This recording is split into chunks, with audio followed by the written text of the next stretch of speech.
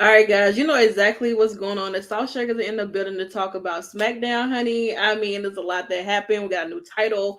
We got Money in the Bank qualifications matches. Like, it was like 10, 9, 8, 7, 6, 5, 4, 3, 2, 1, 0.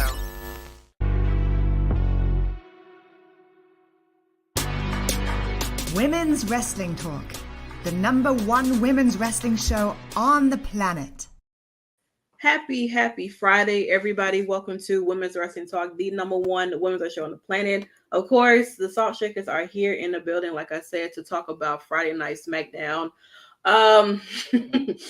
There's a lot of things that happened tonight that we definitely have to dive and get into per se. Stephanie is not here tonight, but like I said, me and Nickie, we are here. The Salt Shakers are here. And, you know, if you don't see one of us, you might see us together somehow, some way. What's up, Cool Gamer? How are you doing? Nickie, tonight, like Friday Night Smackdown. How we feeling? I feel good, honestly. There wasn't much going on, but I mean, I think it was enough. I think enough happened. I mean, of course, you know, it's all about the big celebration for Roman Reigns hitting 1,000 days. They talked about it on the news earlier. It's been everybody's been anticipating and waiting for Friday Night Smackdown to see what's going to happen because of what happened in Night of Champions. So we're not going to take much of your time. We're going to dive right into it because, you know, we got some things coming from the women that we really have to talk about. All right. So first off, I know Nickie doesn't really get to talk about Austin Theory anymore because she's on the Raw brand like myself. But me being a free agent, I'm on both shows. You know, I'm gonna have to take a trip down to NXT since people in my mean is business. But we ain't gonna talk about that because we gotta talk about him a few minutes later on anyway within the show. So we had Austin Theory come out, of course. You know, he gave a promo. He talked about him, you know, maybe Roman combining their days together as champion, and then it'll be like what 1,200 and some days or whatever. I'm not a math whiz, so I can care less about the numbers unless it comes from my paycheck. But he came out, he talked a little bit. He talked about being the person who beat John Cena at WrestleMania. He talked about being the youngest, you know, person to hold or win the United States champion, being at the age of 25. A lot of you guys just ain't like him. Y'all just can't get him. And so he wanted to talk about more so in the tag team division. And he talked about two guys who particularly did the right thing last week by assisting him with winning his match. Pretty Deadly, of course, has been making their rounds around Friday Night Smackdown since being called up from NXT and being drafted. And I mean, of course, wearing their lovely blue, representing the blue brand. And, you know, it ended up getting into where we had our opening match here, which happens to be the Brawling Brutes versus Austin Theory and Pretty Deadly. This match went on for about 30 minutes of the show. Per se, and it wasn't bad. It was just a lot of things that were happening. There was some very cool spots that they had in the match too, though. But ultimately, Theory and Pretty Deadly end up picking up the victory. I'm glad that I'm not happy about it, of course, but Pete didn't take the pinfall. So I mean, it is what it is, and it does save Pete and also save Sheamus in the midst of if him and Theory choose to move forward into maybe having like a feud for the United States Championship. That's true. I'm happy for Theory. I wasn't expecting them to win. I thought Sheamus would pin Theory so he can get an opportunity at the title. Because we don't have an opponent for Theory right now. So no, not at all. By no means, we do not have an opponent for Theory at all whatsoever. But I don't know. Maybe it could be Sheamus, maybe not. I have absolutely no idea, but I'm pretty sure that we will definitely find out who will be Theory's opponent, and maybe it might be Sheamus. Who knows? We move on because, of course, like I said, all throughout the night, we did. I know we did open the show with a video package for the days of Roman, making it all the way to 1,000 days, breaking down the story and stuff like that. And we see Paul Heyman, you know, walk in, he talks to Solo, and basically he just says that you need to do everything you can to make sure that the Usos do not show up tonight, that they don't interfere. We don't want any interruptions during Roman's 100-day, whether 1,000-day celebration, whatever. We move on here because now we really gotta chat for a minute because Hit Row versus the OC. Okay, if you've been on social media all day, you would have seen that AJ Francis decided that, or Top Dollar, decided that he wants to drop his, usual Friday disc like he always do. He spent more time dropping this than being on TV or in the ring or winning matches. The usual Hit Row bullshit that they normally do. His diss caused an uproar because not only did he diss, like, of course, Luke Gallows and Carl Anderson, but he also said something about AJ Styles, and he also talked about Mia Yim. And Mia Yim and him went back and forth just a little bit, but what really kicked it off was when her and Brianna, or B-Fab, really went back and forth. And I'm sorry, but Brianna, you was getting beat the hell up. You really were. I do apologize. The same way that y'all got your ass whooped tonight. In a sense, but this was a really come on. There's no way in hell I would have thought the Hit Row was gonna beat the OC. Y'all may have talked a lot of shit on Twitter, but it definitely didn't translate in this ring.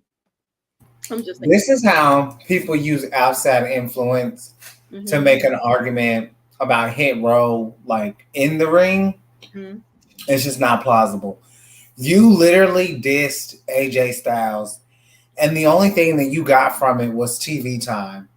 And you were going to get TV time regardless. But if you thought for 1 minute that you were going to diss AJ and have a response. Loser. And that's exactly what they became. Losers tonight. And AJ really came in and was like, who are these people? Okay. It's like that man, damn, I wish we had that 50 fucking video. I wake up like, that's like, fuck AJ. Like, what fuck? That's what you say fuck me for?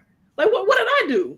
And I don't know. I think they do way more. They do too much online for them not to have, if you're going to talk your shit online, at least back it up in what you're doing. This is sports entertainment. We know that it's scripted. We know whatever you want to say, but in reality, if we're gonna keep it kayfabe on the internet, at the end of the day, Hit Row is one of the most losers on Smackdown. And I'm not even saying that to be funny. I'm saying that to be factual. And my thing is, you're going up against the OC. Come on, there's no way in hell that you thought for 1 minute that you were going to do that. And JD, I hope you stick around for what we have to say about Roman, because we're in the comments earlier. We ain't in the comments now. So y'all talking a lot on news today. And you know what I'm saying? We could only do so much in the chat. You know what I'm saying? We wanted y'all to have y'all little moment or whatever. We decided not to do no run-in or whatever. Let y'all have y'all little moment or whatever. But tonight, it's up for real. Hey, Jeffrey, how are you? But yeah, so get Shiro ass out of here. Send their ass back to the back like they always been in. And maybe if they spent more time inside of the ropes and out of the studio, then maybe they could have a successful career. Girl, Karen Jarrett and Aubrey fighting in the back. Oh my God. All right. The same way that they gonna keep fighting in the back to get back on TV. So breaking news. Of course, there was an announcement going on about Seth Rollins possibly having an open challenge come Monday Night Raw, and Damian Priest accepted the open challenge via video. And honestly, this is Seth Rollins' first opponent, and it so happened to be Damian fucking Priest.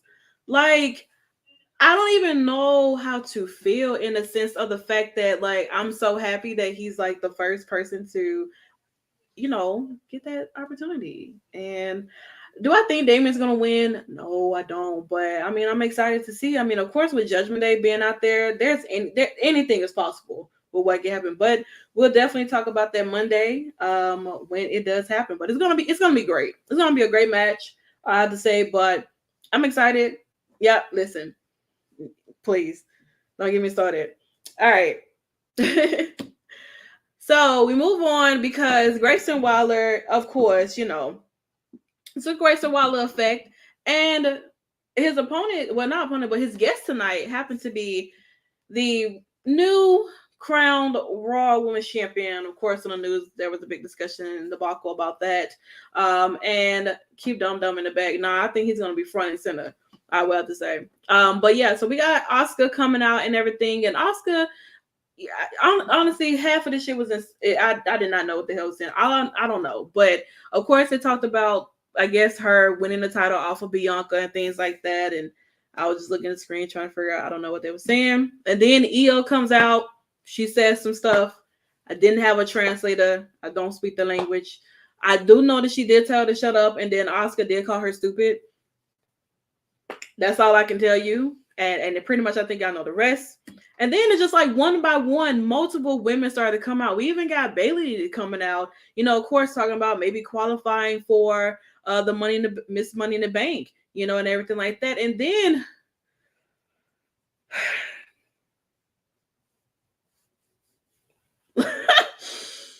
Lacey Evans, of course, we haven't seen her since her 1,000 vignette she's been given. And she got drafted to Smackdown, and now she really is tapping into looking like Sergeant Slaughter. But of course, we do know that she did have her match tonight with Zelina Vega, and eventually Shotzi came out and Zelina came out. It was just a lot that was going on here. A lot of women going back and forth. And even during the commercial break, before we even got to the match with Zelina and Lacey Evans. Lacey Evans did take a cheap shot at Zelina Vega. But with the sense of this here, Asuka comes back. She goes to the back. She just says, "You're not ready for Asuka." Well, bitch, Bianca was back and she was like, "Yeah, you thought what you did at Night of Champions was going to stop me? Bitch, guess what? I'm going to come out here and whoop your ass." And that's exactly what Bianca did. She came out and she, like, the motion here is crazy. Like, this is like a freeze right here of the moment that Bianca was like, they were trying their best to get Bianca off of Asuka, and they were failing multiple times. Asuka grabbed that woman hair and it's like, let that woman hair go. You know exactly what time it is. You already know exactly what time it is. So, like, I don't know, man. I think Asuka may be running around saying that nobody's ready for her. I don't think you ready for that other side of Bianca Belair. Like, I know, Asuka, you have your crazy side, but you haven't met the other side of Bianca Belair at all, whatsoever. So, I don't know.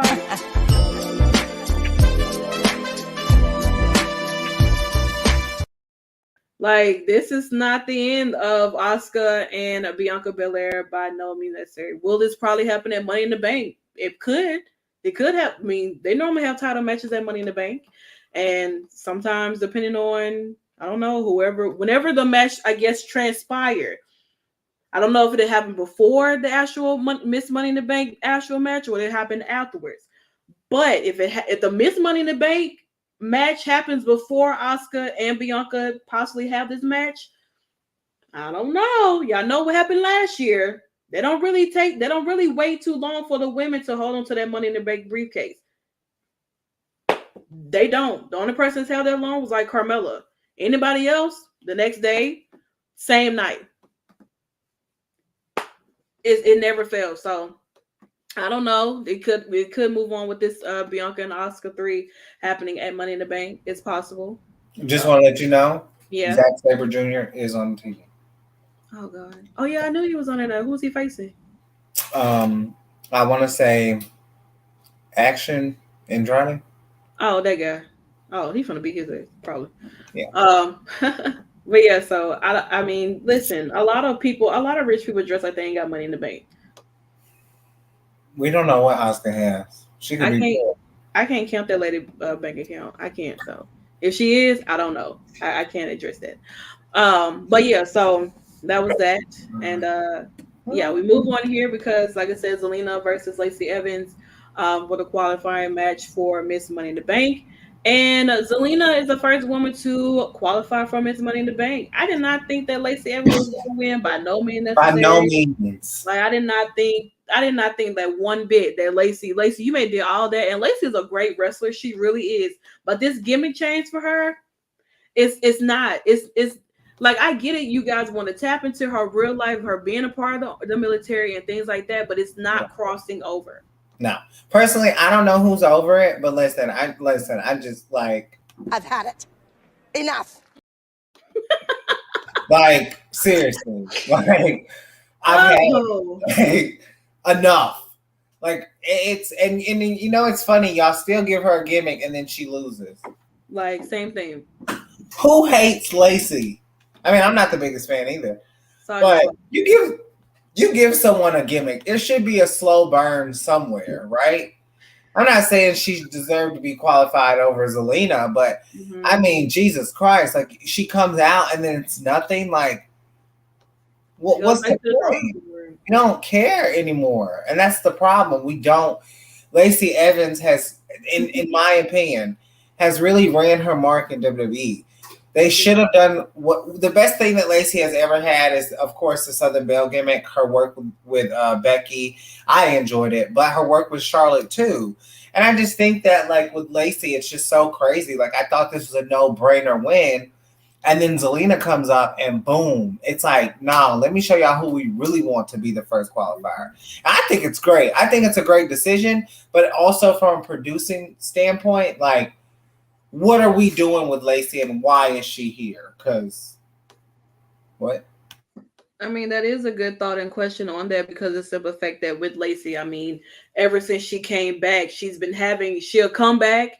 You know, they try to make her come back a babyface. They said, fuck that, let's make her a heel. Fuck that, let's give her a whole bunch of goddamn vignettes about her life and what her daddy did to her family and shit like that. And then boom, we go back to her getting more vignettes and then Ashley coming out and having matches, maybe winning, and then boom, she fucking disappears once again. And it's like they constantly keep repackaging her. How many times you gonna repackage the goddamn box and that bitch is bent? The box is bent. It's time to get a new box with better tape. How about that? Because right now, y'all just repackaging the same box over and over again, and there's nothing in there. So, but yeah, Zelina, she qualifies. She joins five other women because it's 6 women that will be a part of this, and everything like that. So it is been all at all sides, like it's everything, stuff like that. So. So Monday we do find out who joins Zelina. It'll be between Natalia, whoever wins between Natalia and Zoe Stark, and Becky and Sonya. We'll definitely find out exactly who it will be. Yeah, there's 6 women and 6 men who will be a part of the Money in the Bank ladder match and everything at this year's Money in the Bank. I'm glad they shortened it because, like I said, it does give a lot more people a chance to kind of figure some shit out instead of having like 30,000 people in there. You don't even know what the hell going on. But yeah, so we get here because of course LWO, I don't have on my LWO stuff, but you know, always rep them every day chance I get. But yeah, so they're all like, you know, thinking about like, okay, Santos Escobar, Mustafa Ali, Money in the Bank qualification match. Santos goes off to win the qualification match and hopefully going off to win with the Money in the Bank. So I don't know. I love it. I'm here for it. I'm here for it too. I think she could win. Yeah. I mean, I say let the first people who qualify win. I don't have a problem. Like I know I'm pushing the agenda for LA Knight. Like Ricochet and Zelina I would Vega. not mind that. By no means, I would not mind any of them winning. And I think we're at such a focus point in WWE right now, where we've built stars like Bianca and Rhea that hasn't taken any time. And we're starting to build people like Zelina Vega and Ricochet's still getting his rub. You know, he's a consistent figure, but even people like an LA Knight or just LWO as a whole, like this could be a good dominance for Zelina. I don't know who else is going to qualify, but right now I'm starting to weigh out my options and like, am I rooting for Zelina? Because like, I don't know, like Shotzi could qualify. There's so many different women, and there's so many different opportunities for everyone. And I think that if you have to put it, especially with the women, I'm not sure about the men, but with the women, you have to put it on someone who needs it. Y'all been building Zelina like crazy, and I just she had such a great showing in Puerto Rico at Backlash, like really great, outstanding showmanship against someone like Rhea Ripley. And I think she could easily get up there, especially with the help of LWO. That's very true. And I it would be really nice to see that happen for her. Honestly, truly, it would be. I'm excited, but it also really just depends on who actually makes those qualifying, matches, because it really can go a lot of different ways. But speaking of more qualifying matches, we had Montez Ford versus LA Knight for the Money in the Bank qualifying match.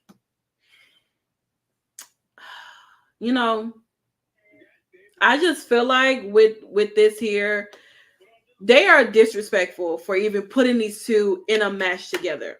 They should have not put them in a match together, because this really had a moment where, of course, we knew LA Knight was like, of course, like everybody is.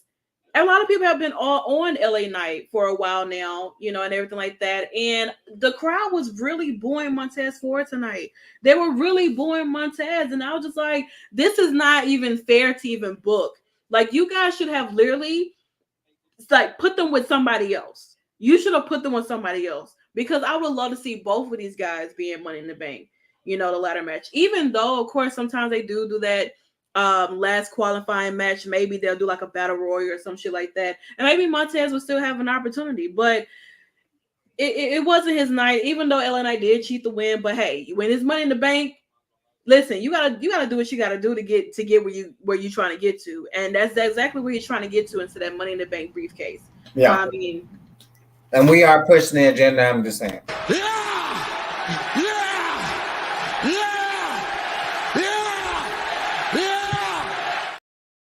There is an agenda that is being pushed. Yeah, and this is nothing to knock. I said this on my Twitter page. This is nothing to take anything away from what Montez Ford has had and done. I think he's had some great moments. I think he has some great opportunities. LA Knight, it's his time. I don't care. It could have been anybody else in this match, but I don't care who it is. LA Knight deserves this moment more than anyone on that roster. I don't care what you say. I know people are wanting to see this amazing run for Montez Ford, and that's great and everything. But when you're in a tag team, you're in a tag team. You say you're loyal to that tag team.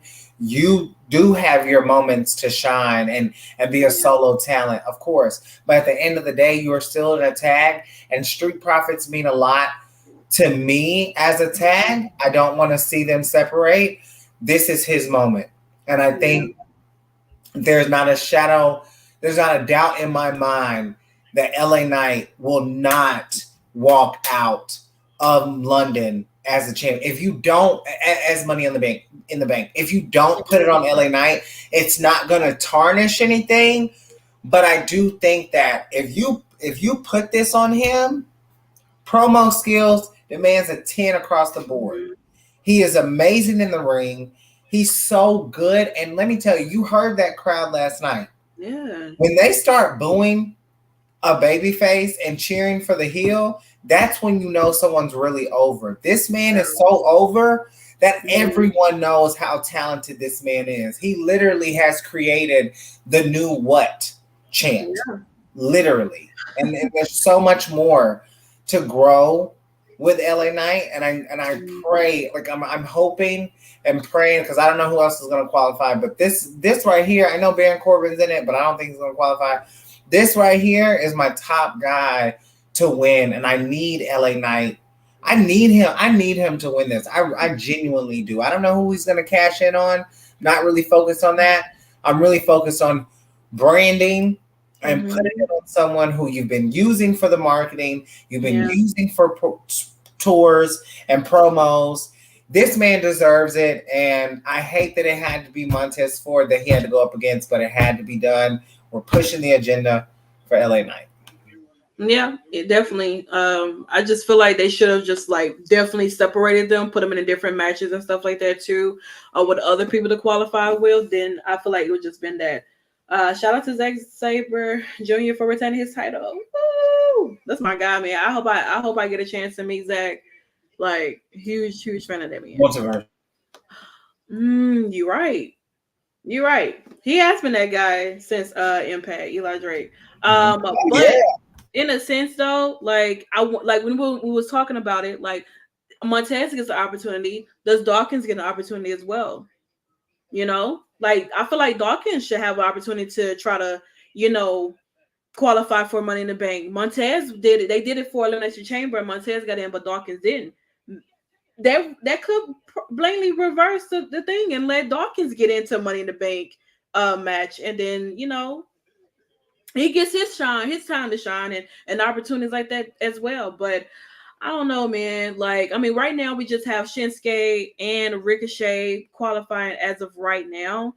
But we do have more qualifying matches happening after Triple H did come out and, reveal some things and the moment of truth of where the Usos lie within the bloodline. But here, we do have, of course, they did tell us who our qualifying matches will be for next week. We have my man Pete versus the bum ass Baron Corbin. He's on my hit list on multiple occasions. I'm telling you that right now. Listen. So have that for Friday. We have my fave, Santo Escobar and Mustafa Ali. What the fuck am I gonna do? Why are y'all putting people that I like against each other? Why do y'all always do this to me? Why? I'm sick of it. We also have Mia Yim versus Bailey, and we have Shotzi versus EO. You know who's not on here? Who? Hit Row. Well, what if Top Dollar can't even climb or do a fucking dive, what makes you think he can like fucking climb up a damn ladder? Literally. God! A waste of fucking space. You know what I'm saying? Like, a waste of space.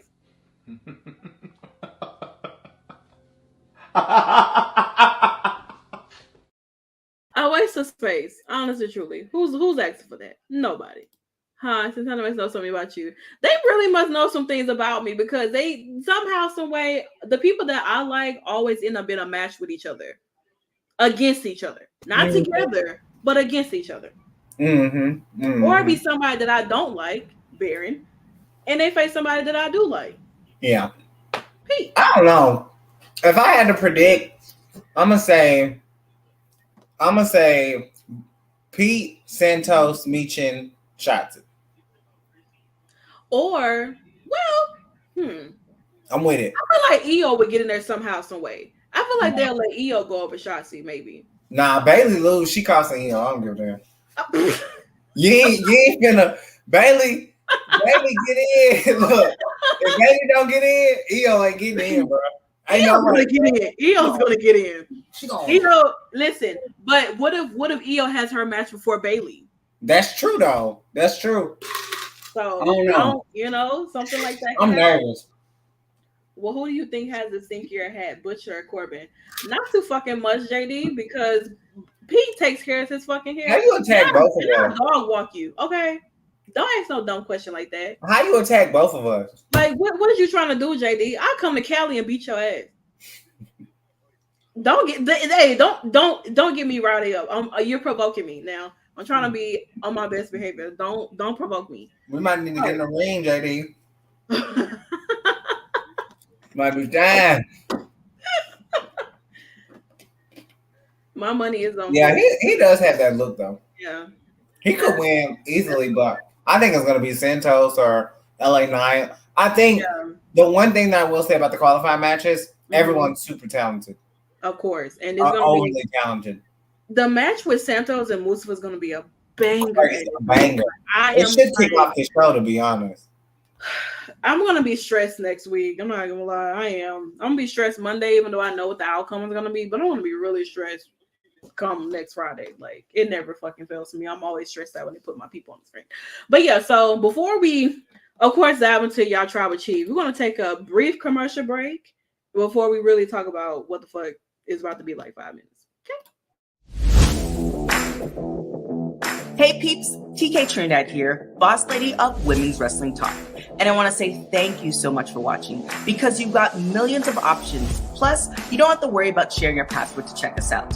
But while you're here, hopefully you know we have so many more shows to watch, like Turnbuckle Glam, Raw post-show, WoW post-show, AEW Dynamite post-show, Women's Wrestling Army post-show, NXT post-show, Impact Wrestling post-show, AEW Rampage and Smackdown Live post-show, On the Scroll, ROH post-show, WWT Live, plus all of our interviews with the hottest women's wrestlers in the game. Make sure that you like, comment, and subscribe. Check out our website at www.talkpod.com and follow us on all social media platforms at www.talkpod, and make sure to spread the word. That means send this to the group chat. Yes, even the person with the green bubble.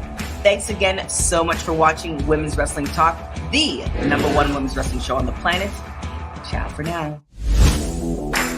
My boy. Nice. You get a 2 for 1 special. Nice. You get a 2 for 1. All right. If y'all happy that Roman Reigns has made it to 1,000 days, Give me a hell yeah. all right. All right. Hey, listen. You already listen. We couldn't do what we want to do on the news earlier, but guess what? We're doing this shit here. Oh, Right. and we running through this shit too. Like we running through this shit like a Tomb Raider. All right. Like a Tomb Raider. Okay. Listen. Yeah, yo. All right.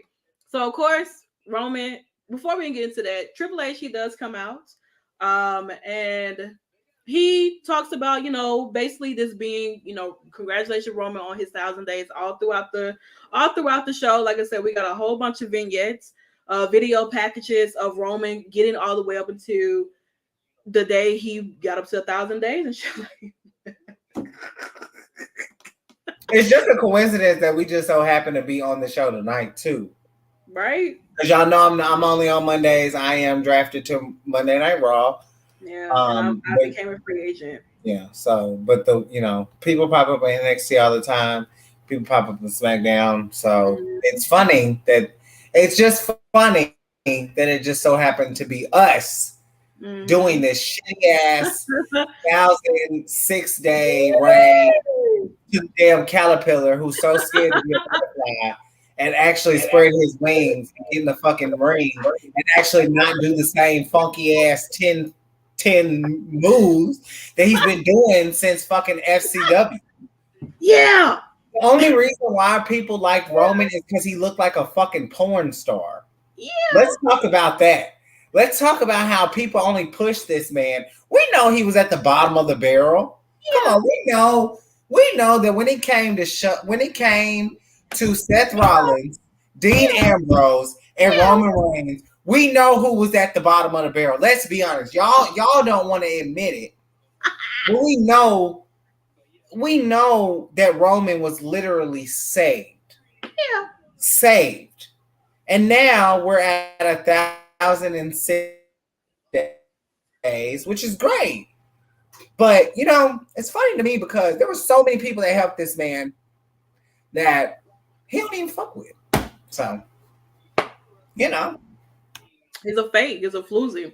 But yeah, so Triple H, he talks about, of course, you guys are going to be telling your kids about, this man right here. Ladies and gentlemen, please welcome your tribal chief, the undisputed WWE Universal Champion, Roman Reigns. Roman comes out. Usos nowhere to be found. He comes out with, of course, Solo and Paul Heyman holding the titles.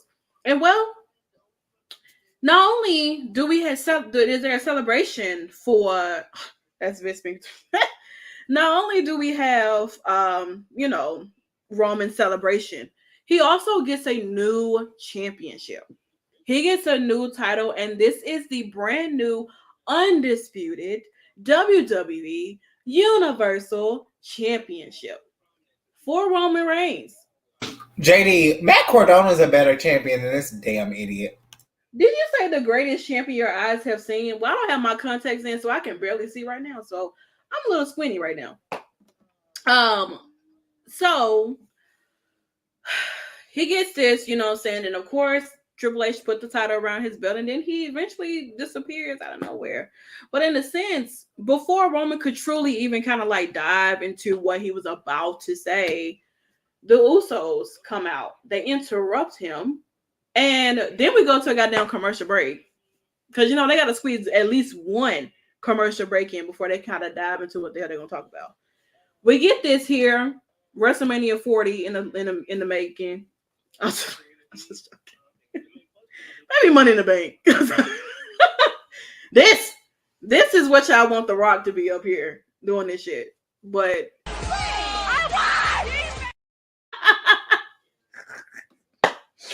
all right, so so we get here because, like I said, we came back from the commercial break and everything like that, right? And Jimmy and has a stare down with Roman, and Roman tells Jay to kick him in the face. The same way he kicked me in my face, you kick him in your face. Kick Jimmy in the face. I'm not going to ask you again. Kick him in the face. And Jay is back there pacing, about to have a heart attack, girl. He didn't know what to do. He was stressed. He didn't know if he should kick him in the face or throw himself out the ring. He didn't know what the fuck to do. And Jimmy, he went on and he said, you know, like, listen here. That's my brother. Enough. Like, that's my brother. I've had it. Enough. Enough. That's my brother. Same thing he tells Solo. That's my brother too. A brother is supposed to love and respect each other. You have not been a brother. You have been manipulative. He tells Solo that he's gonna do the same thing to you that he did to us. That you're gonna use him and then you're gonna throw him away because you become useless and you don't need it, and he's not gonna want you anymore. And then it gets to the point where, like, after the fact of Solo saying that, you know what, I acknowledge the tribal chief, but these are my brothers, it really made it seem as if like they were going to exile fucking Roman Reigns out of the goddamn bloodline. But unfortunately, it did not turn out that way. Because even in the midst of, before we would get to what actually happened, Roman gets a little abrasive in his chest, and he walks up on to Jimmy, and Jimmy mushes the hell out of him the same way that he mushed his ass last Friday, the same way that he mushed him at Night of Champions. Same exact way. And Jay, he gets in the middle. He's like, no, we cannot do this. We got to work together. We got to be together. We are a family. Let's like blah, blah, blah type thing. And then, you know, Jimmy is like, you know what? All right, you got it. You know what? We do need peace. We do need to work together. We can take over this. We can take over this company like we've been doing together as one. We can do that. We can do that. And then Roman just kind of like, you know, he backs away. He thinks about it for a second. And then it's like, y'all need to hug it out, hug it out, hug it out. And then, you know, saying, like I said, he's telling Solo that, you know, that man is going to use you. And then Jay gets in the middle, of course, trying to be the peace between these two and things like that. And then it's like Roman looks at Solo and it's like they make this eye contact. I can't necessarily see Solo's face in this sense here, but it's like they make eye contact, like he knows exactly what is needed to be done. They hug it out, right? Jay is over there like his son just graduated from college. Like this is like a family therapy session. Roman's doing a fucking fake cry like LeBron James do when he flop on the goddamn ground in the game and shit like that. You know, the usual. And then, you know what I'm saying, we get here and it's just like they embrace each other like, yeah, let's take it over. Let's take over this company. We can do this together as one. And then in the midst of all of that, he tells him no. And Solo, Samoan spikes Jimmy fucking Uso. You've got to be joking me. And fucking Paul Heyman is on one knee about to have a fucking heart attack. Jay doesn't know what the hell to do. Solo is looking down on his brother that he just hurt. And once again, we are back in a cycle where we were once before. The same night when Jay and Roman were having a Hell in a Cell match and Jimmy brought his ass out there to do whatever he can to save Jay from getting his ass whooped. And he puts Jimmy in a sleeper that same night at Hell in a Cell, and it's the same outcome once again. That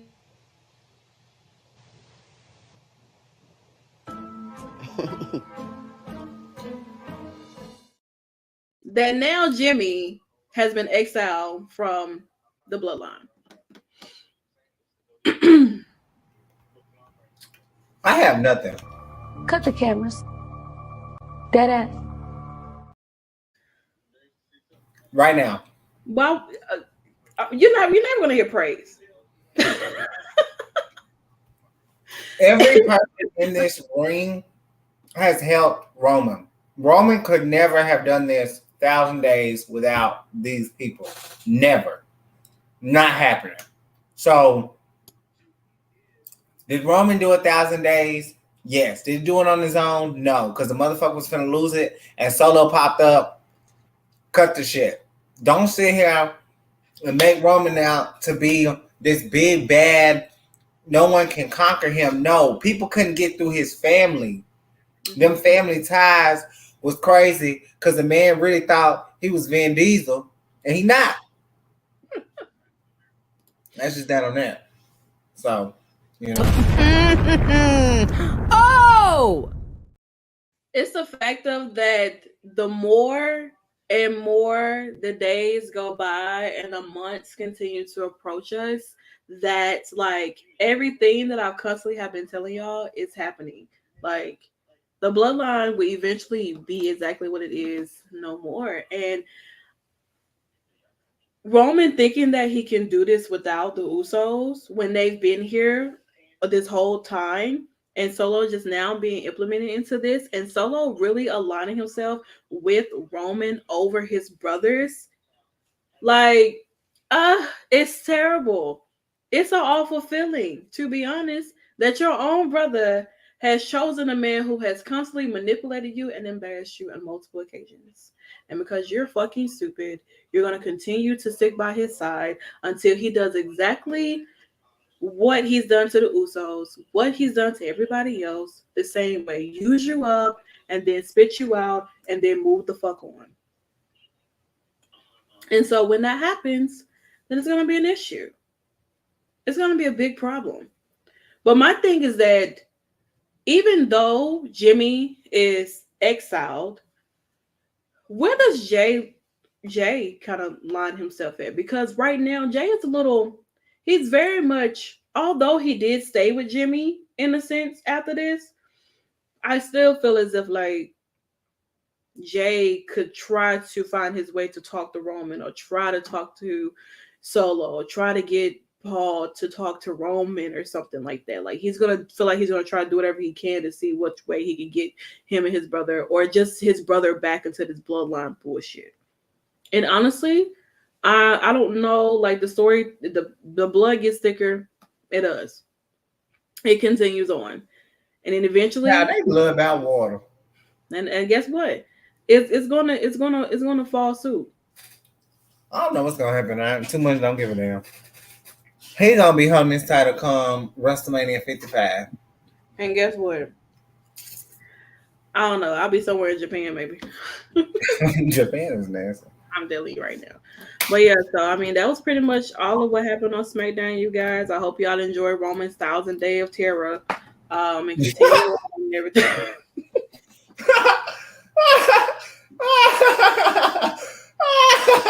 Hey, that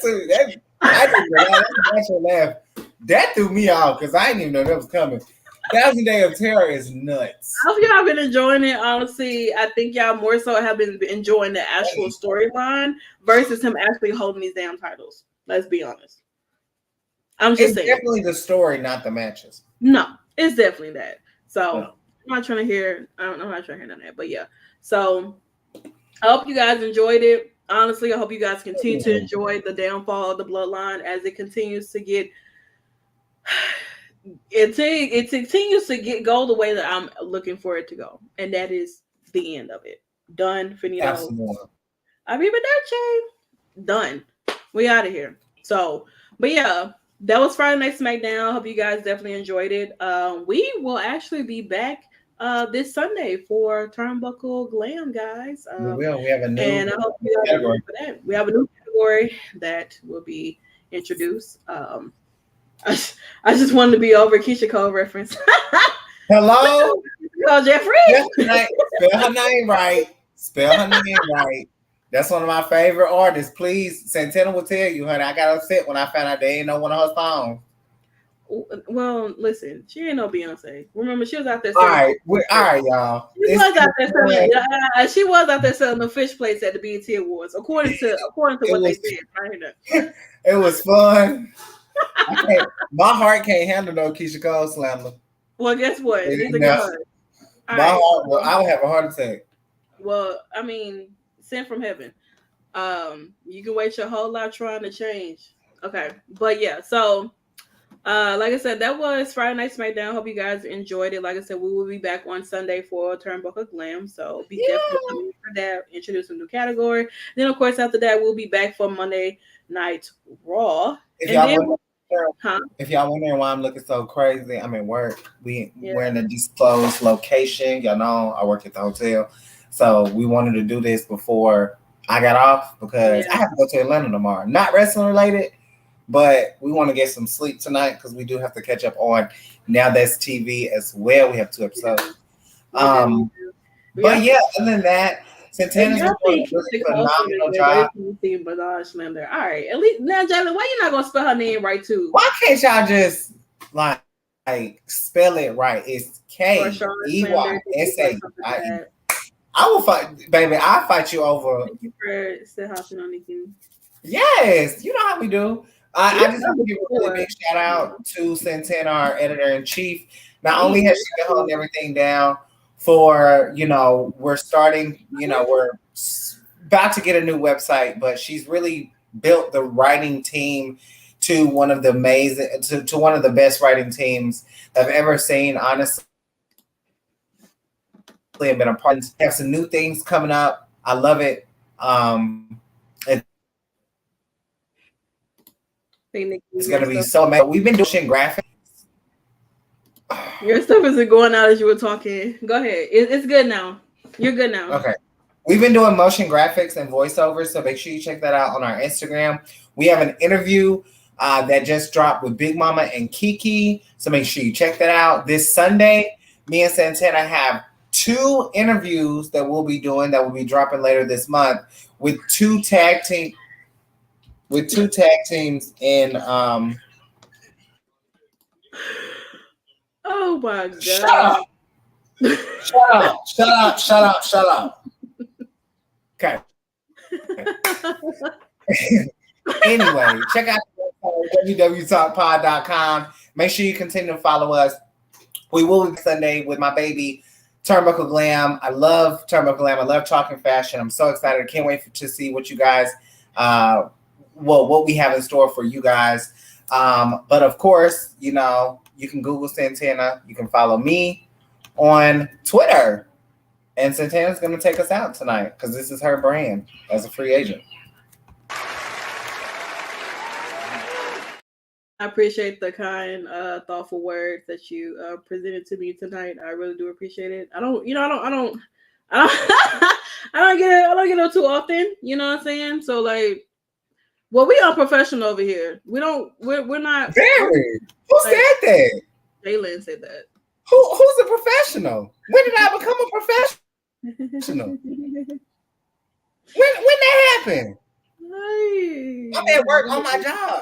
What's professional? I ain't got no work shirt on. Ay, Dios mío. Okay. We're going to go ahead and get on out of here, you guys. Thank you guys so much for hanging out with us here at Women's Wrestling Talk to discuss Friday Night Smackdown. We'll be back soon, you guys. You will definitely see us again like you always do. And I hope you guys, what you gonna do? Happy Pride Month! What you say? I'm not. All right, Women's Wrestling Talk, the #1 women's wrestling show on the planet. Women's Wrestling Talk, the #1 women's wrestling show on the planet.